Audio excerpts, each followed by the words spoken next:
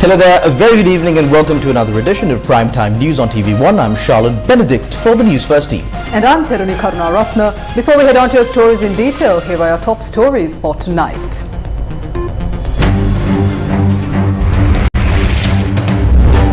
President opens new political office in Colombo. Ranil is the independent candidate and presidential election is in October, says UNP's Ashu Marasinghe. අනිවාර්යයෙන් මේ ජනාධිපතිවරණේ මම හිතන්නේ October මාසේ පළවෙනි සෙනසුරාදා හෝ දෙවෙනි සෙනසුරාදා. Sujeevan Gammampila claims Ranil will not run for president.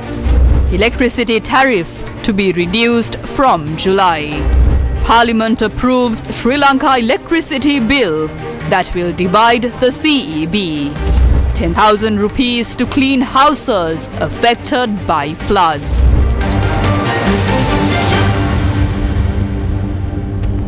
Starting off with your top story tonight, President Ranil Wickremesinghe opened his political office in Colombo today. President Ranil Wickremesinghe inaugurated his new political office in Colombo today at an auspicious moment. The office, located on Sir Ernest de Silva Martha, will serve as the centre of future political operations. The establishment of this office was initiated by United National Party Chairman and Member of Parliament Vajra Abewardena.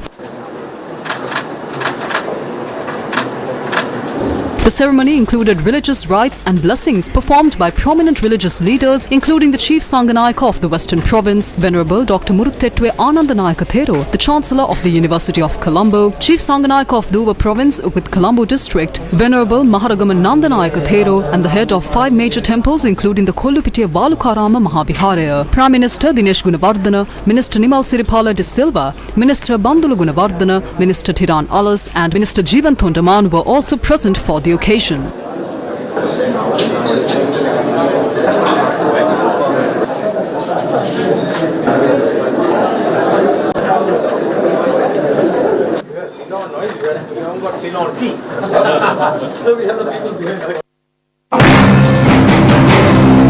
Senior advisor to the President on Parliamentary Affairs, Professor Ashu Marasinghe today said that President Ranil Wickremesinghe will contest the presidential election as an independent candidate. එකම විසඳුම රනිල් වික්‍රමසිංහ මැතිතුමා විතරයි. Ranil Wickremesinghe is the only solution. He can build this country as he has proved it. We should give him the necessary support. He will contest the presidential election as an independent candidate.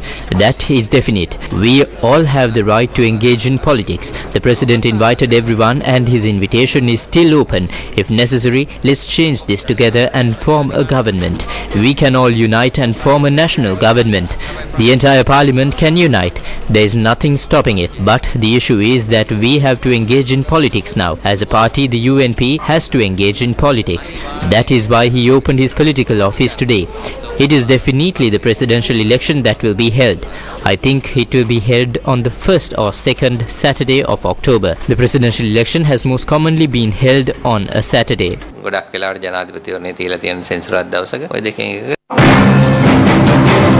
The Sri Lanka Freedom Party, led by Nimal Siripala de Silva, who was seen at the President's political office inauguration ceremony today, will form a broad alliance on the 8th of June. හැම විටම මතක් කරා අපි ශ්‍රී ලංකා නිදහස් පක්ෂයේ ප්‍රමුඛ We have always said that the most powerful alliance will be formed by the SLFP. The first meeting of the alliance that we form will be held on Saturday, the 8th of June in Hambantota.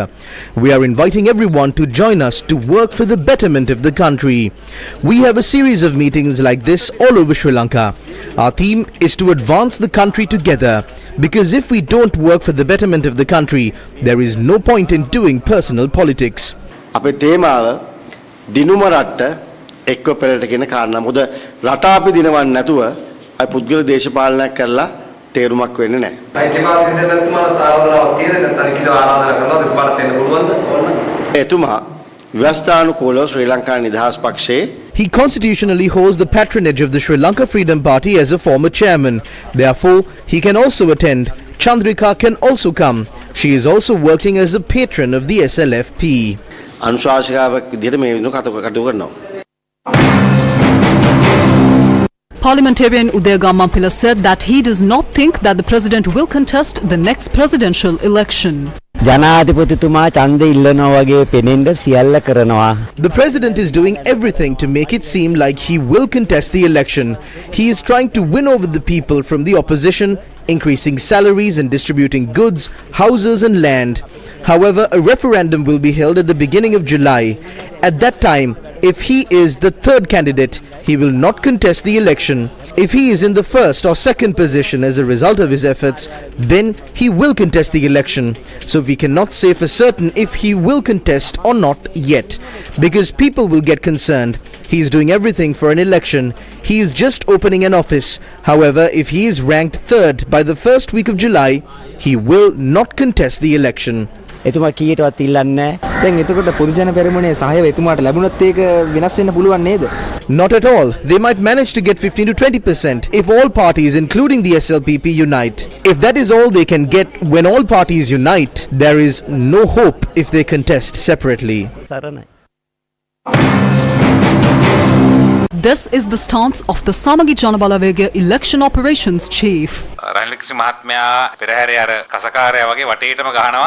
Ranil Wickremesinghe is using all kinds of tactics in a last-ditch effort. He is trying to see if he has a chance by creating a commotion in the political landscape with people like Rangi Bandara and by talking about the constitution. I think that is why they are speaking of a referendum. If he gets over 50% at the referendum, Ranil Wickremesinghe can definitely win the presidential election. He can't do that.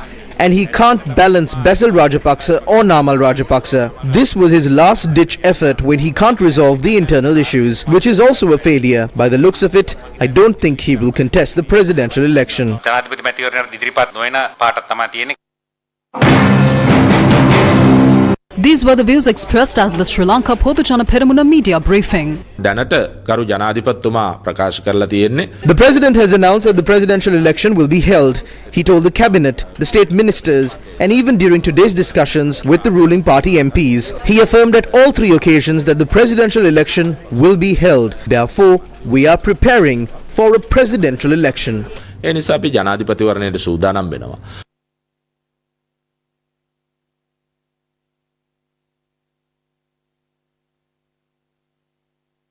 Election Commission will be empowered to proclaim the date for the presidential election in 41 days.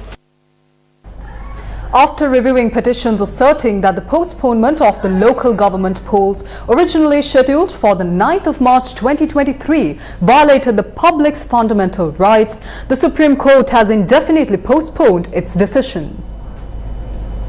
The petitions were heard before a bench comprising Chief Justice Jayantha Jayasuriya and Supreme Court Justices Vijit Malagoda, Gamini Amrasekhara, Murthu Fernando and Yasantha Khodagoda. The petitions were filed by Samagi Janabalawega, the National People's Power, the Centre for Policy Alternatives and PAFREL. The National Election Commission and its members were named as respondents. The Minister of Power and Energy has presented the proposal to reduce electricity tariffs once again. According to the proposal, the electricity tariff is to be reduced by 25 to 55%. We will submit the proposal to reduce electricity tariffs to the PUCSL either today or tomorrow. The Cabinet approved the proposal. The CEB will direct the proposal to the PUCSL based on that proposal. We hope to implement the electricity tariff reduction from the 1st of July. The government reached a policy decision to give more relief to the people and consumers in the lowest category, which are the domestic categories. We have 1.8 million consumers who use between 0 to 30 units. They are being charged 8 rupees per unit. We propose to reduce that to 6 rupees per unit to give the lowest amount used at hydropower plants to those people. Most people use between 30 to 60 units, which is over 2 million consumers. They are being charged 20 rupees per unit. We propose to reduce it by 11 rupees to 9 rupees. Around 1.5 million Sri Lankans are within the group that use 60 to 90 units. They are charged 30 rupees per unit and we propose to reduce it to 18 rupees. Consumers who use up to 120 units are charged 50 rupees per unit. We propose to reduce it to 30 rupees. Those that survive on a monthly salary, including state sector employees and middle income earners, fall under this category. Electricity tariffs will be reduced for religious places and small industries in line line with these reductions. After the proposal is sent, the PUCSL can implement the electricity tariff reductions from the 1st of July. If they think it can be reduced further, we will support it. In August 2022, the electricity tariff was increased by 66%, and in October 2023, it was increased by a further 88%. It was increased again by 18%. What was the result? The electricity supply was cut off to over 500,000 low-income earners in the country. No action was taken and no solution was provided. Electricity tariffs could have been reduced in December with the rainfall that was experienced, but that was not done. The consumers in the country are at a complete loss today. In January, the electricity supply was cut off to 74,516 people, and in February it affected 110,639 people. It affected 65,000 people in April, maybe because state sector employees receive a bonus and settle their bills. In May, as people were out of money after the New Year season, electricity supply was cut off to 132,300 consumers. This is what is meant by transparency. When the water flow increases, the prices go down, and other times the rates increase. People of this country need to get used to that reality and that practicality. The foreign minister said the electricity tariff will be reduced from the 1st of July. Why was it sent today? It is a great day to present it. Do you have no shame? Not only was the electricity supply cut off, but they were charged more to restore the connection. That hasn't been paid yet, and they've been asked to settle it within 3 months, which is 300 million rupees. While that is the case, we have received a text alert today saying that electricity tariffs will be reduced from July. It is a bribe. They say they want to eradicate bribery and corruption. So what is this? How do they shamelessly say this in the House? It is shameful. Within 1 year and 9 months, 1 million electricity connections have been lost. 1.3 million connections were disconnected within 10 years before that. Studying children are suffering due to the inability to settle the bills. The Sri Lanka electricity bill was passed in Parliament today with amendments. At the second reading of the bill, 103 votes were cast in favour of the bill, while only 59 votes were against. At the second reading, the bill was passed by a majority of 44 votes. During the third reading of the bill today, the amendments contained in the special determination of the Supreme Court were accepted, while the amendments proposed by the opposition were rejected by the government. In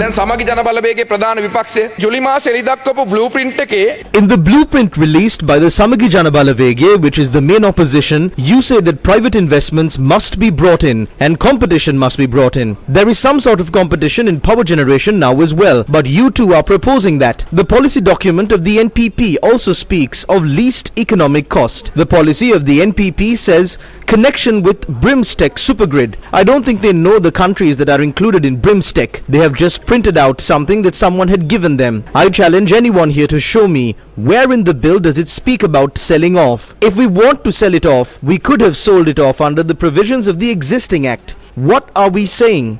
We are saying that when this organization has a monopoly, there is no efficiency.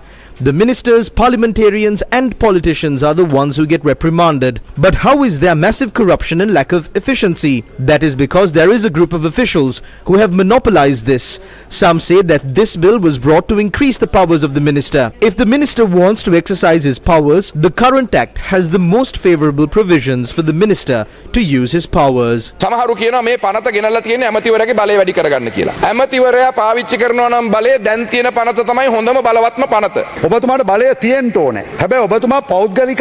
You have to have power, but you are not an executive in a private company. You have not been appointed as the owner. You have been appointed as a guardian. You have a responsibility to the country. You can't appoint officials and remove officials as you please. You don't have the right to do as you please arbitrarily. You are responsible to Parliament. We are not confining our blueprint to the document. We will be implementing it, but not in an arbitrary way that you function. That blueprint will be implemented in a manner where we are responsible to the people of this country. That is the difference between us. රූපින්ටක ක්‍රියාත්මක කරන්නේ. අපි සහ ඔබ අතර තියෙන වෙනස ඒක හරියට දැනගන්න.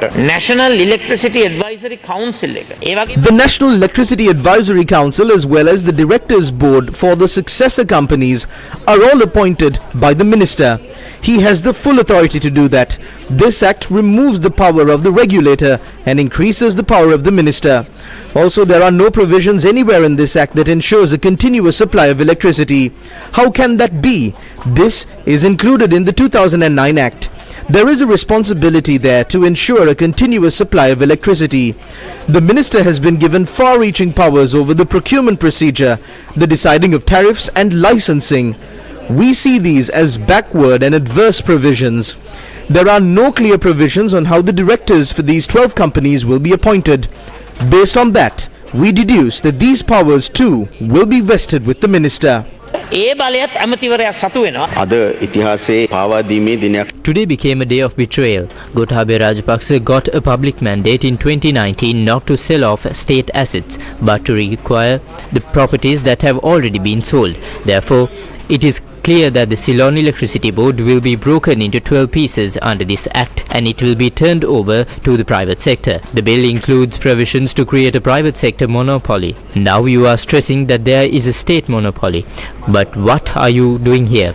You are pushing this to a point where it will become a private monopoly. The wind power projects and the solar power projects were all purchased by one company. All of those strategic locations are purchased by one company. Therefore, it is clear that you are creating the legal basis for this to be done. So there is nothing to hide here. The secret is very clear. This is the bill that has been brought to hand over these things to Adani in India. There is nothing to hide here. ඒකේ රහස හරි පැහැදිලි. මේක ඉන්දියාවේ අදානි කම්පැනියට දෙන්න ගෙනාපු පනත. ඒක කොලේ වහන්න දෙයක් නැහැ. ඉන්දියාවෙන් අපිට තියෙන පීඩ. If a proposal is brought to Parliament saying that we need to align with China to counter the pressure exerted on us by India, then what would India do? They will disconnect an oil pipeline and disconnect the power supply. Then the people will be in dark and standing in line for fuel. Therefore, energy is a political tool. What has happened today is that you are coming here as if you are going to put out the fire that has engulfed the house with water. But what you are really doing is not putting out the fire, but robbing the house. This connectivity is what will deprive us of our sovereignty in the end. මේ connectivity එකෙන් තමයි අන්තිමට රටේ ස්වෛරීය භාවය නැත්තටම නැති වෙන්නේ. සිකීමට වෙච්ච දේ. Many believe that these are orders from the IMF. The IMF introduced many good governance principles to operate state institutions, including the CEB.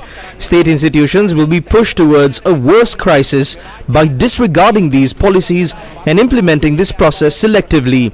An additional 12,000 rupees has been charged from the nearly 7.5 million electricity consumers during this time period. We asked the CEB to refrain from charging exorbitant rates. Today, the subject minister said the electricity tariffs will be reduced, but the PUCSL has not received a letter yet. Should the CEB be restructured? Yes, but how should it be done? This bill gives a lot of power to the policymakers, subject minister and the executive, and removes many powers vested with the regulatory bodies to protect consumers through the 2009 Act. The main tool the government has to prevent the monopolization of the energy sector is to keep transmission with the government. If that process changes, it will create a monopoly within the energy sector. අනිවාර්යයෙන්ම මේ විදුලි ඒකාධිකාරයක් ඇති වෙනවා. Dala Salahab Peruma from the Freedom People's Congress expressed views on the Sri Lanka Podujana Peramuna's decision. මට එකක් පැහැදිලිව පේනවා. මැයි මාසේ 9 වෙනිදා 2022 Tangalle The statue of D.S. Rajapaksa at the Rajapaksa residence in Tangol was torn down and destroyed on the 9th of May 2022. This evening, on the 6th of June, President Ranil Wickremesinghe, who came to power with the help of those in the Aragale and the Rajapaksas, will prove to all those who believe in a 6.9 million mandate, regardless of their political affiliation, today in Parliament. The majority of MPs in the SLPP will prove that their ideal leader is not Mahinda Rajapaksa but Ranil Wickremesinghe. තමන්ගේ පරමාදර්ශී නායකයා මහින්ද රාජපක්ෂ මහතා නොව රනිල් වික්‍රමසිංහ මහතා තමන්ගේ පරමාදර්ශී නායකයා බව පොට්ටුවේ බහුතරයක් മന്ത്രിවරු අද හැන්දෑවේ ජනතාව ඉදිරිපිට ලෝකයා ඉදිරිපිට ඔප්පු කරලා පෙන්නා. The collective of national organizations expressed views on Sri Lanka's electricity bill. Mahinda Rajapaksa issued a letter informing those attempting to sell national assets to do so in accordance with a mandate they obtained. This isn't just selling out a government institution.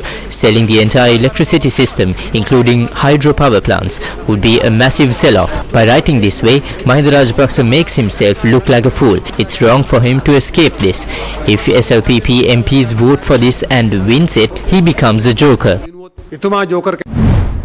Venerable Balangoda Kasapathero was arrested by police this afternoon while protesting against the electricity bill near the entrance gate of Parliament. Newsfirst correspondent said that the police took him away mid-protest.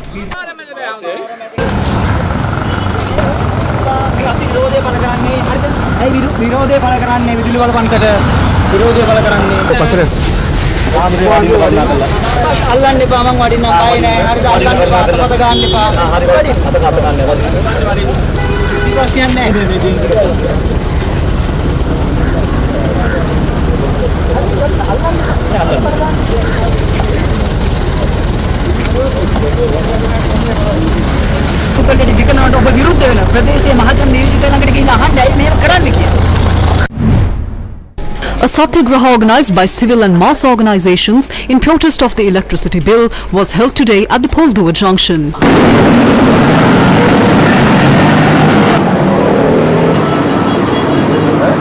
The manifesto promised that national assets would not be sold, that garnered nearly 6.9 million votes. However, SLPP MPs are now working alongside Ranil Wickremesinghe to sell off these very assets.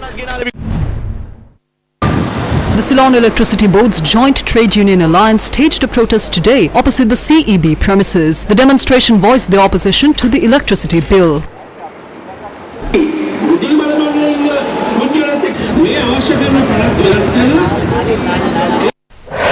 Newsfirst with the people. The Supreme Court has ruled that the presidential pardon granted by former President Maithripala Sirisena to Jude Shamantha Jayamaha, who was convicted and sentenced to death for the Royal Park murder, is unconstitutional. The verdict was announced in relation to a petition filed by the Women and Media Collective challenging the presidential pardon. The Supreme Court bench, comprising Justices S. Durai Raja, Yasantha Khodagoda and Janak De Silva, delivered the ruling on the petition challenging the presidential pardon given to Jude Shamantha Jayamaha. The bench emphasized that the then President Maithripala Sirisena intentionally violated certain articles of the Constitution by granting a presidential pardon to the accused. They highlighted that this act undermined the power entrusted to the President to uphold the people's sovereignty and the rule of law. The Supreme Court directed the Attorney General to take necessary legal steps with both local and international assistance to bring the accused, who is currently abroad, back to Sri Lanka.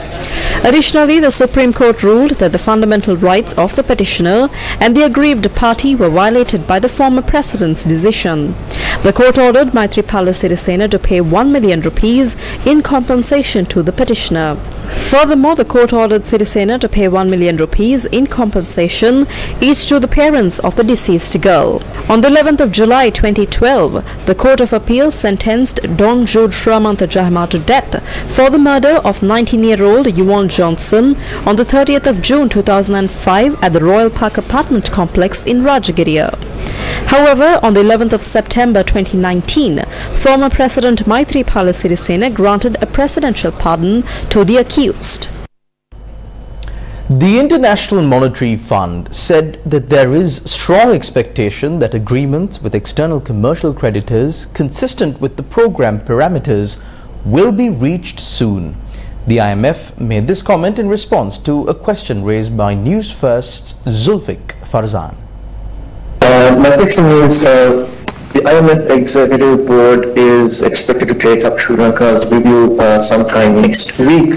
And I just wanted to know, have the creditors given any assurances with regard to reaching the agreements on debt restructuring to the IMF? And is the IMF expressing any concern why it's taking so long for both the bilateral creditors as well as the private creditors to reach agreements and also convert already reached principal agreements into actual MOUs?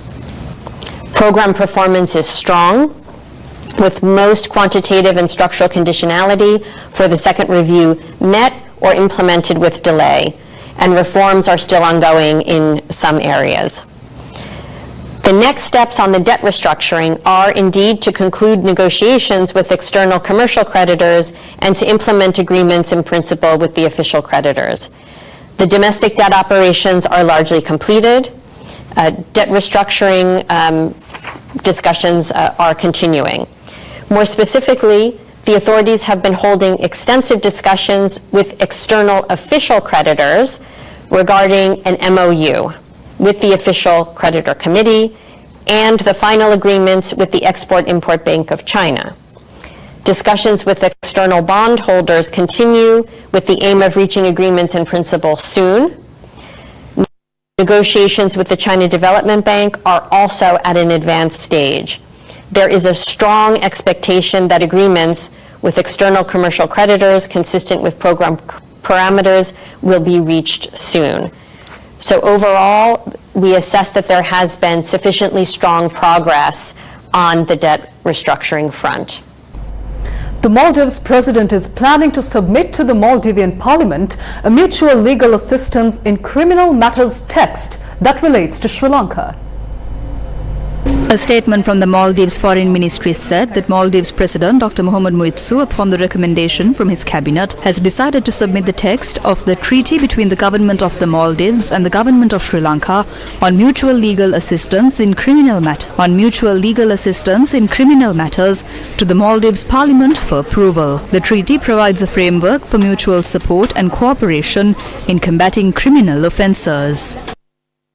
Maldives Foreign Minister Musa Zamira called on Sri Lankan President Ranil Wickremesinghe on Wednesday evening in Colombo. The Foreign Minister of the Maldives said that during the meeting, both sides reaffirmed commitment to further enhance the excellent bilateral relations between the two countries. The Maldives Foreign Minister had expressed appreciation for the enduring friendship and close cooperation between the two nations. The Telecommunications Regulatory Commission of Sri Lanka has granted preliminary approval for Starlink to provide satellite-based internet services right here in Sri Lanka. Under Section 22 of the Telecommunications Act, the request made by Starlink to provide internet services via satellite technology has received preliminary approval. The Telecommunications Regulatory Commission of Sri Lanka has approved Starlink to offer satellite-based internet services. A 14-day period has been allocated for public consultations, and after that steps will be taken to provide them with full approval. The importance here is that we will be able to provide internet services to many places that are currently unable to access internet services.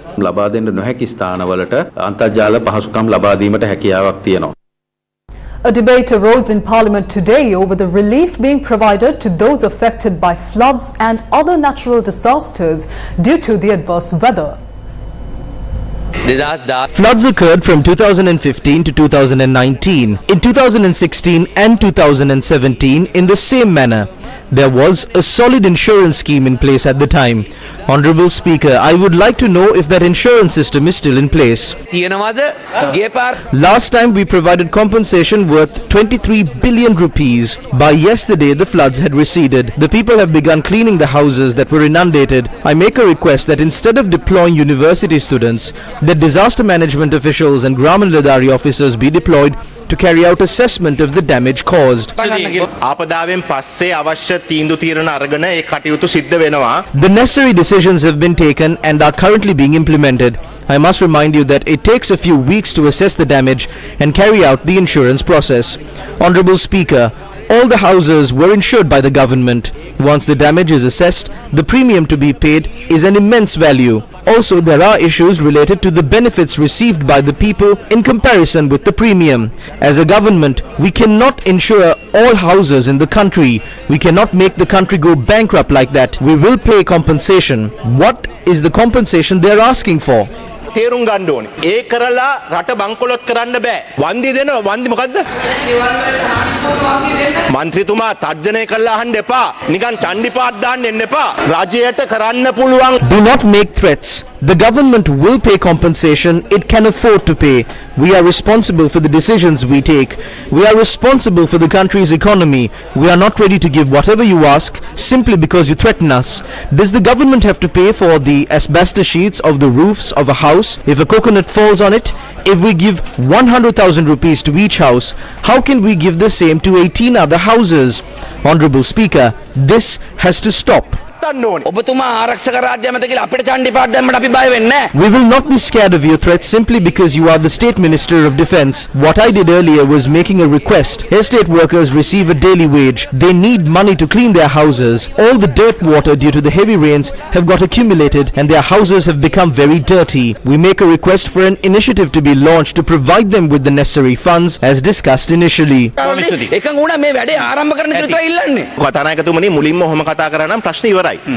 We would have had no issue if you initially spoke like this. I did not threaten anyone, neither will I do it in the future. We have already taken a decision in this regard. When the decision has already been taken, announced to the media and been made official by the government, do not cause a ruckus just to gather points. Once you made this statement, I called a divisional secretary. He said he has not received such a circular. If the amount has been increased as you say, you should not just limit that statement to the House. Send it immediately to the divisional secretaries via a new circular. I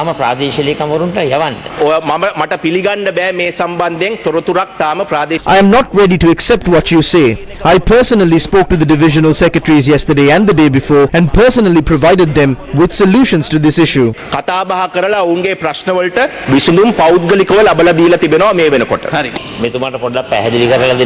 Then please explain this to them. Verbal instructions are not enough. The official can execute your instructions only using the power vested through a circular. Speaking at a press conference following the debate, State Minister Pramita Bandarathenakon said 10,000 rupees will be provided to clean houses affected by the floods. ජලය බැසීමත් සමගම මේ ආපදාවට ලක් වෙලා තිබෙන නිවාස වලට Once the water recedes, the government will provide 10,000 rupees to help clean up the houses affected by the disasters. This amount is allocated for cleaning purposes only.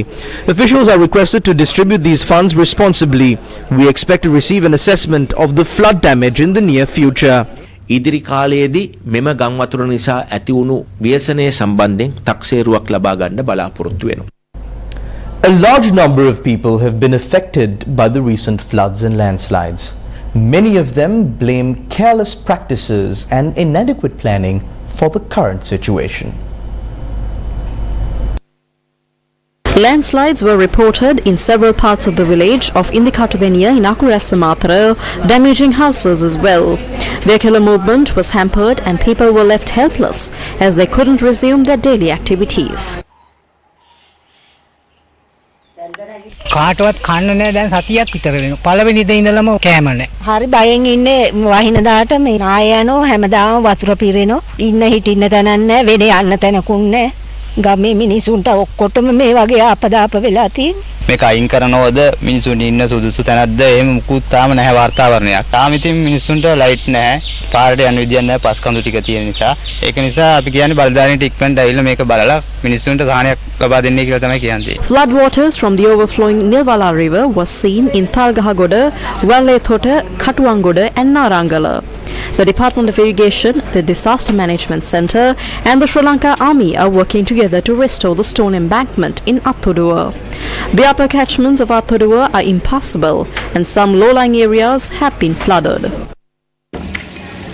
දැන් අවුරුදු ගානක් තිස්සේ මේ ගම් වතුරේ පීඩාවට පත් වෙලා ඉන්න මේ සැරේ වතුර ආපු විදිහට අපි කිසි කෙනෙකුට කිසිම දෙයක් ගන්න බැරුණා අපි සියලුම ඇඳිවත හොවා ගේදර. ඊයේ සැරේ වතුර ගැලුවා වතුර ගැලලා මාස කීයද? මාස 5යි. මාස 5 මේ මාස 5 ඒ වතුරටවත් කිසි ආධාරයක් හම්බුනේ නැහැ. දැන් මේ වතුර ගැවුවා මේකත් එහෙම තමයි. During a meeting of the Committee on Ways and Means, it was reported that 3 out of the 5 pumping stations built for flood control in Colombo and its suburbs are currently inactive. Due to a power outage at the Ambatale pumping station, only 2 of the 5 pumps are currently operational. However, even these pumps cannot be immediately maintained to reach their full capacity. The National Program for Hygiene Promotion and Empowerment of Schoolgirls was inaugurated today. The National Program for Hygiene Promotion and Empowerment of Schoolgirls was officially launched today at the President's Girls College, Navala. State Minister of Women and Child Affairs, Geeta Kumarasinghe, attended the event as the chief guest, along with the Additional Secretary of the Ministry of Education, PCK Pirisyala, and other distinguished guests.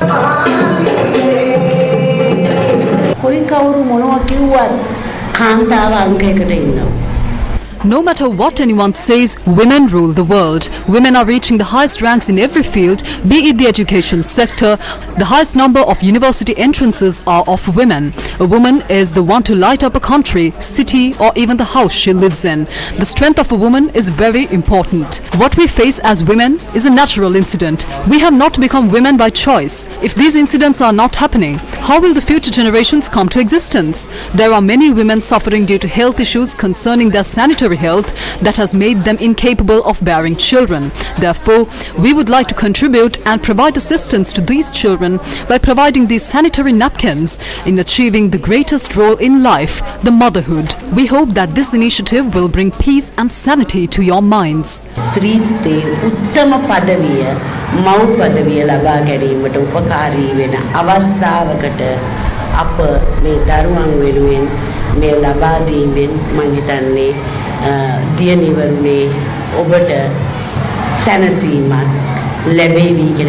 This initiative aims to equip young girls across the nation with essential knowledge and resources to prioritize hygiene practices and feel empowered in managing their well-being. A team including the United Nations Resident Coordinator in Sri Lanka visited Kokku Thoduwai in Mulathu today. The United Nations Resident Coordinator in Sri Lanka undertook a tour of the Kokku Thoduwai mass grave excavation. He met with Mullaitivu District Association for relatives of the enforced disappeared and lawyers working on the matter during his visit. It's not our role to have any sort of opinion on the expertise opinion on the site itself or on the process of excavation.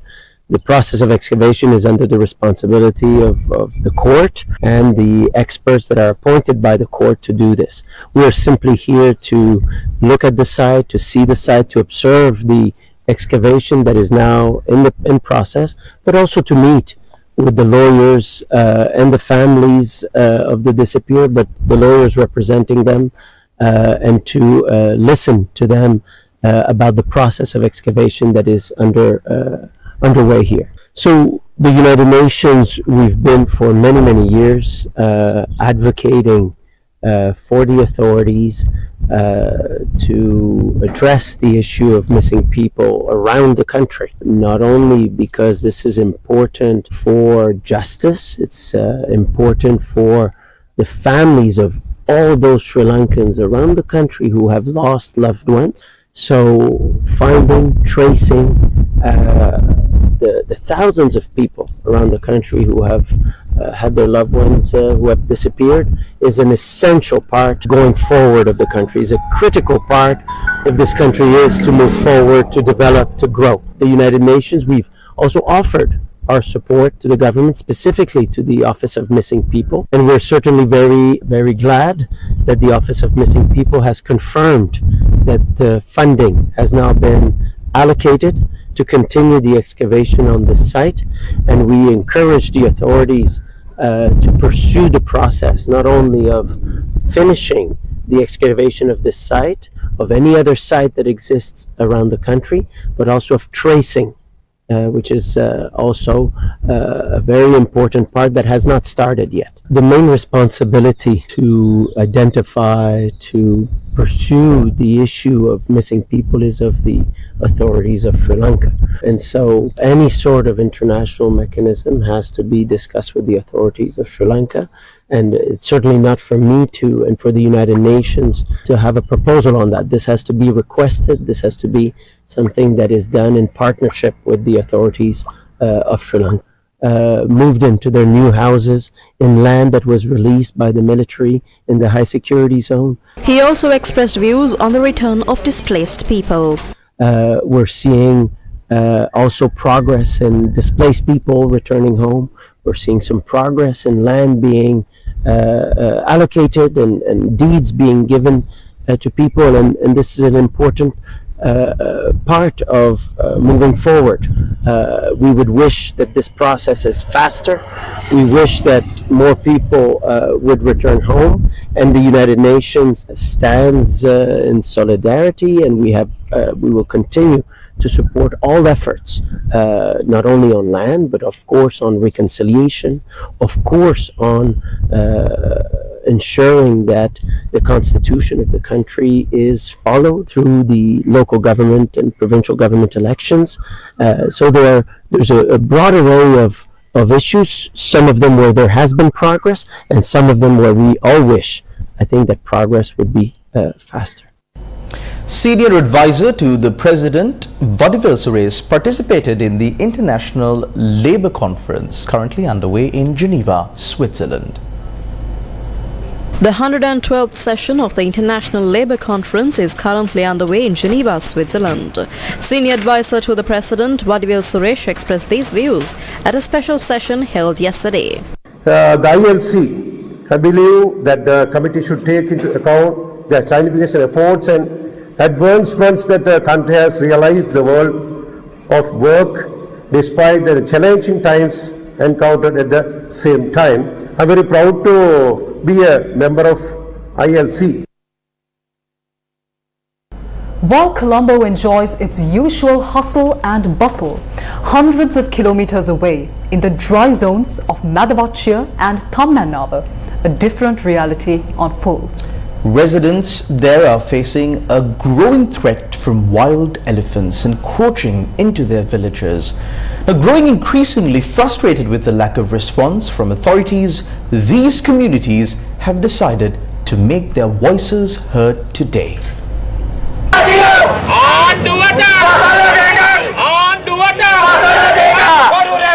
In a desperate plea for safety, residents of Thammannavar in the Madavachia Divisional Secretariat staged a protest today, blocking the Kabitigo-Lava-Madavachia main road due to a surge in elephant attacks in the village over the past month and a half. Reports claim that 20 houses have been damaged in these attacks, and tragically, many fatalities were reported from the village due to these encounters. The villagers, joined by Susanta Kumara Navaratna, the Vice President of the All Ceylon Farmers Federation, called for a permanent solution from authorities to address the ongoing human-elephant conflict. The protesters resorted to blocking the main road entirely, lying down and refusing to move until their concerns were addressed. Officer in charge of the Madavachia Police, RMIB Ratnayaka, intervened and arranged a telephone call between the villagers and the director of the Wildlife Department. අපිට දැන් මෙන්න මේ ප්‍රශ්නේ මේ ප්‍රදේශයේ දැන් මේ ඊයේ රාත්‍රියේ දැන් ගෙවල් 4ක් කඩලා තියෙනවා මාස එකමාර ඇතුලේ ගෙවල් 20ක් මිනිස්සු මේ අමාරුවෙන් හදාගත්තුවානේ. Following the discussion, the director of the Wildlife Department, along with other wildlife officers, reportedly assured the villagers that operations to remove the problematic elephant from the area would commence from today onwards. The protesters dispersed thereafter. The weekly silent protest at the Liberty Circle took place today as well. Civil activists gathered at the Liberty Circle in Colombo to express their dismay over the lack of attention to pressing issues in the country.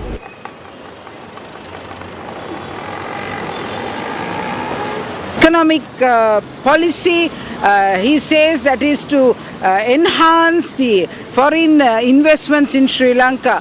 But one thing he has said there is that within 15 days the environmental impact assessment report should be done. We know very well in a complex environmental situation, it's very difficult to get within 15 days an environmental impact assessment done. I know Mr. Ranil Wickramasinghe at one time when I was actually working very close to him, he was very concerned about the environment. But now, how come he has changed? He cannot change. He is the president of Sri Lanka. As such, he has to abide by the constitution. Activists held placards to express their dismay to the current state of affairs. Coming up next is the Newsfirst Finance Report.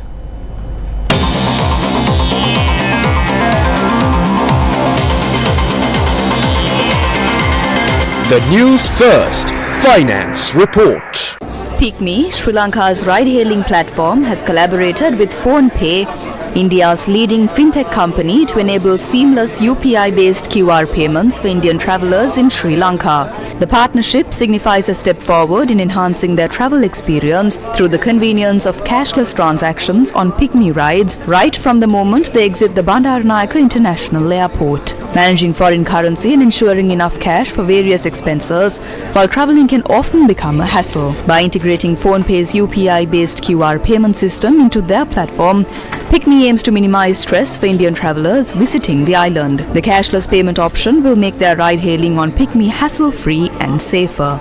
The collaboration follows the launch of PhonePe last month, wherein the Indian High Commissioner Santosh Jha had urged companies in Sri Lanka to engage with Indian companies to build on the UPI stack for innovations in hotel bookings, cab bookings, delivery services, etc.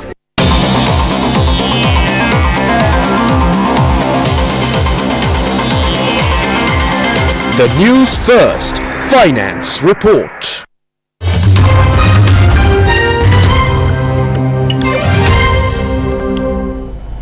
Moving to some news from India, Narendra Modi will now take oaths as the Prime Minister for the third straight time on Sunday evening. Sources had earlier said that the oath-taking would take place on Saturday. Modi had been chosen as the head of the NDA on Wednesday, setting the stage for him to take oaths as the Prime Minister for the third straight time, becoming only the second Indian to do so after Jawaharlal Nehru. The first meeting of the Bharatiya Janata Party-led alliance was held yesterday at Narendra Modi's residence following the parliamentary election results.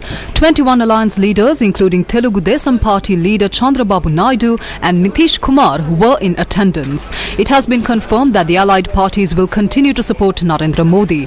Consequently, Modi informed the President of India last night that the coalition led by the Bharatiya Janata Party will form the government. Sri Lankan President Ranil Wickremesinghe and Bangladesh Prime Minister Sheikh Hasina have also been invited to Narendra Modi's swearing-in ceremony. Meanwhile, the leaders of the parties representing the opposition met at the residence of Mallikarjuna Kharge, the leader of the India Alliance. Rahul Gandhi, Sonia Gandhi, Tamil Nadu Chief Minister M.K. Stalin and others were present. They have resolved to continue their opposition to the Modi government. Indian media reports also indicate that Rahul Gandhi will assume the role of the leader of the opposition. And that's a wrap of Primetime News on TV1 for tonight. Thank you for watching. Good night.